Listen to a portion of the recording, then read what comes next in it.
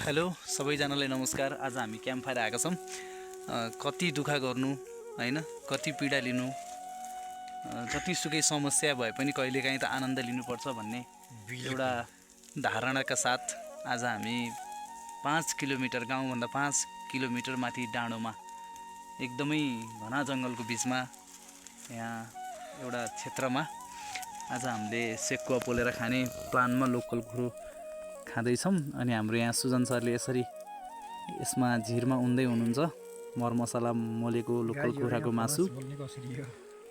अनि हाम्रो यता सुदीप सरले चाहिँ यसरी मजाले चर्रा पोलेर खानुभएको छ। सुजन सर, हजुर कस्तो महसुस हुँदैछ? म एकदम खुसी छु, रमाइलो भइरहेछ हो। हजुर, क्याम्प फायर चाहिँ हामी पहिल्यैदेखि बस्ने भनेर चाहिँ पहिल्यैदेखि हाम्रो प्लान थियो।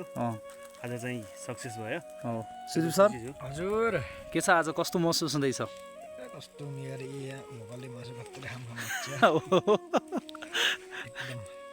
ल ल ल यो आगो छ। ल ल है साथीहरू, कहाँबाट हुनुहुन्छ कमेन्ट पनि गर्दै गर्नु होला है त।